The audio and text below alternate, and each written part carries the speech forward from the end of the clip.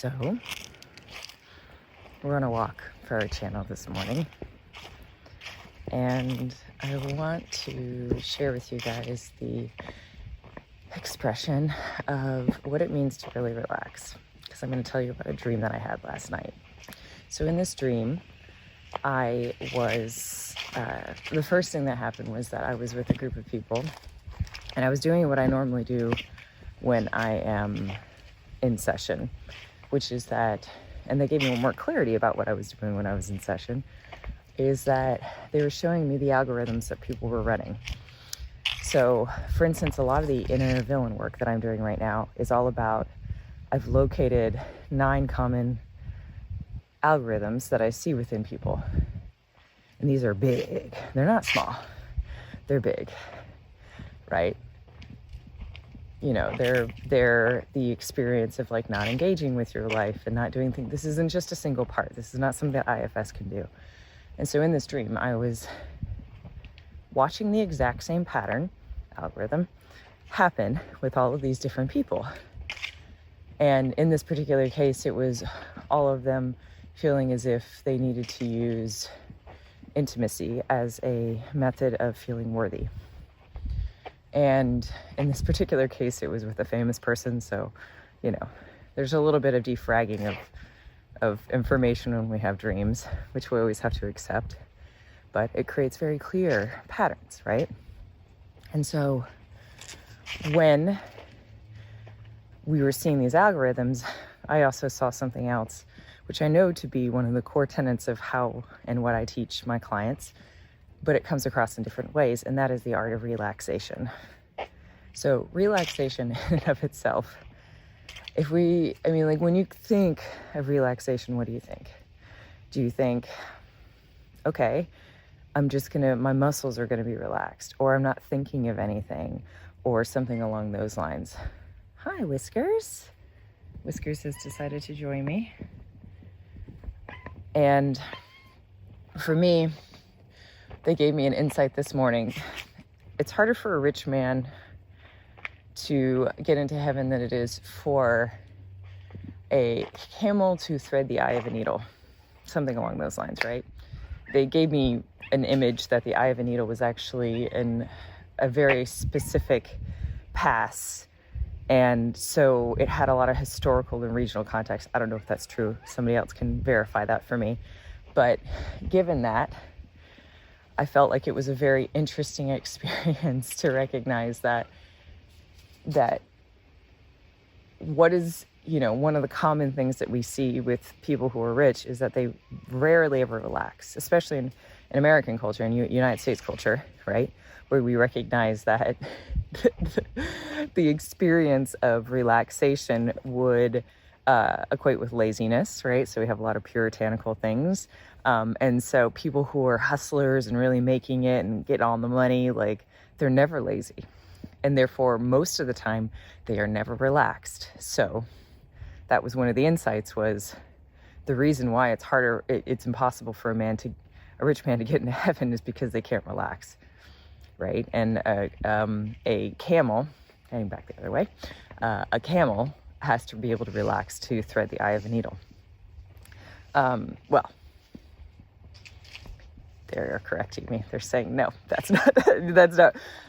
The eye of the needle is very difficult to have, but it's very difficult for a rich man to relax. So the idea is that they were showing me all of these different ways in which we can fundamentally change the algorithm, because ultimately, the only way that we can change the algorithm, the only way that we can get out of our inner villainy, the only way that we can find our inner magic, the only way we can do so much is by fully relaxing physically, mentally, and emotionally. The way I see it is, if we have a ton of mental activity, right? Even if we're like physically relaxed, we're never really physically relaxed. If we have a ton of fear and other things which I would call emotional activity, things that are stuck, things that are fundamentally stuck in a place. Come here. Things that are fundamentally stuck. Things that are fundamentally stuck in one place, conditioning, beliefs, whatever you want to call it, like we cannot easily, we can't relax emotionally. And so, you know, if you know me, I always talk about how the mental and emotional basically have to be perfectly balanced. Hi, Kizzy. They have to be perfectly balanced in order to be able to have a true sense of relaxation. Come here, pup. It's me. Yes, it's me. All the animals are out this morning.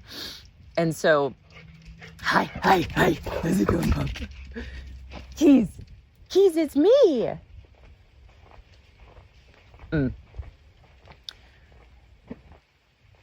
We are walking a tightrope up the central column. Physical, astral below that, physical, etheric. And then we keep going all the way up. And we have a tightrope. We have a bar. That bar goes across our experience. And that bar is the experience of duality. It's the mental on the one side of the bar, and it's the emotional on the other side. The more relaxed that we become mentally and emotionally, it allows for us to become more aligned centrally. That central column, the mediums for everything, they click in place, right? We can only do that through mental and emotional relaxation. With mental and emotional relaxation, that's how we're able to get into physical relaxation. That's how we're able to change the algorithms. It's one of the only ways.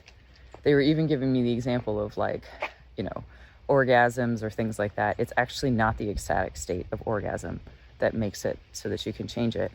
It's the relaxation that happens just after. Or the experience of going deeply into meditation, right? And the mind goes into a trance, right? So you shut off the mind, doing pranayama, doing any breathing sort of exercise. The breathing exercises kind of do both the mental and the emotional. But the idea being that you're distracting the mental, right? Because you're allowing it to go into a trance, a deeper state, deeper, and then you're going and you're using the emotional to be able to do all these other pieces. So when we feel safe with someone who is facilitating something, so that's like what I get with a lot of my clients, because they feel safe, they are able to truly they are able to come to an understanding of what it is to be able to shift and get into that deeply relaxed state very quickly. So especially if I've been, working with someone for quite some time, we can, we go straight into that relaxed place. And so they're able to shift things on a much more dynamic level because they're able to find mental and emotional relaxation very quickly, and thus are able to get into the space of shifting. So if we want to change the algorithms, we got to learn how to relax. How does that feel?